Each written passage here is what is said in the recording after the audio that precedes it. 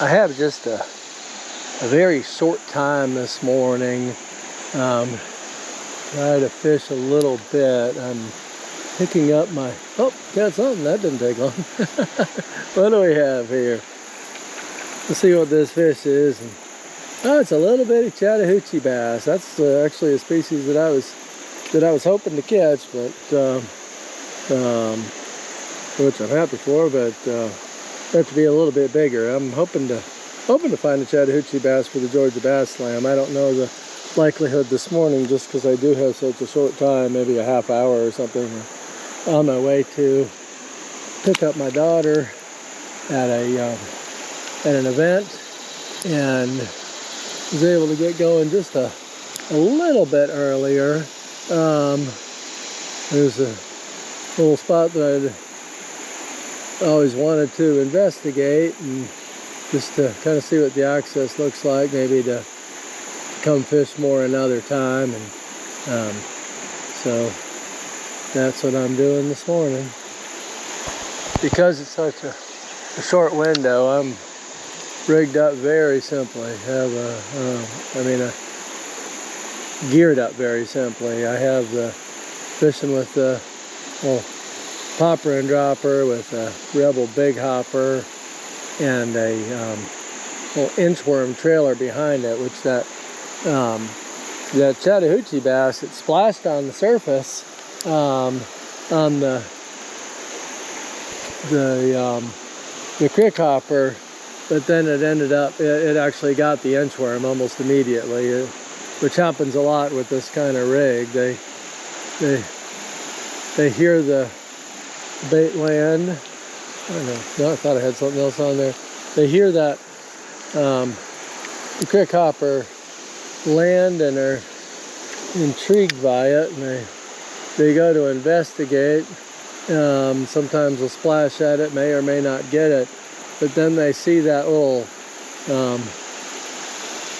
little trailer, which in this case is an inchworm pattern fly, and it just looks like such an easy meal that they grab it. So kind of doing two different styles of fishing at the same time with this approach.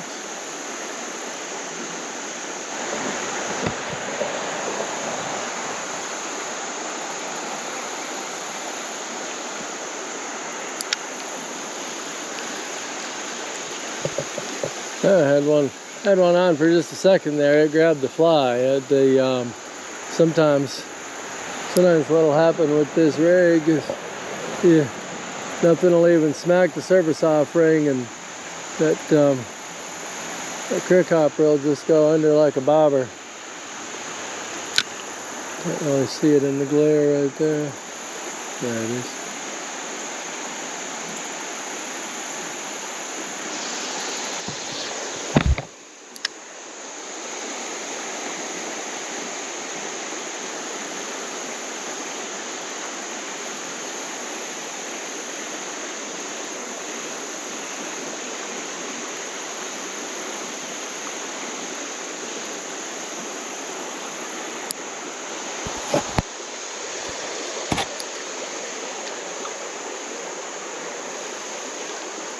Something hit it there. The creek hopper was just starting to drift away from the bank, and suddenly it started moving the other way.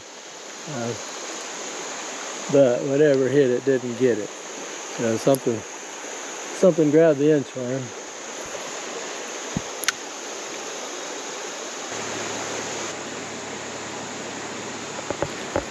Oh, there we go.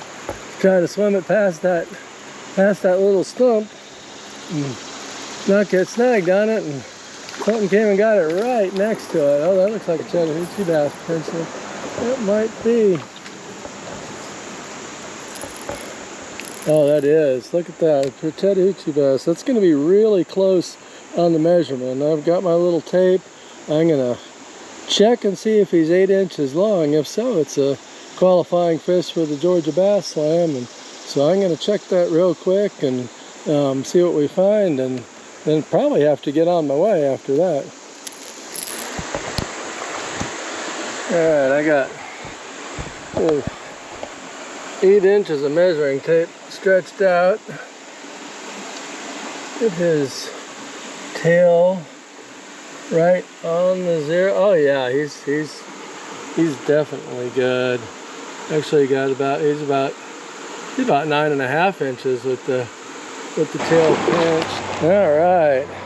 Little qualifying Chattahoochee bass. I am gonna slip this guy back in the river. A little calm spot, and off he goes. Very cool. And with that, I am going to need to get on my way. Very, very short outing. Just stop for a little bit. Certainly a spot I want to come back and explore a little more lately, but got a qualifying Chattahoochee bass, and more importantly, I think it reminds me of the virtue of keeping the travel rod in the car and thinking about routes, and even if I don't have time for a full invested fishing trip, it's worth making a quick stop.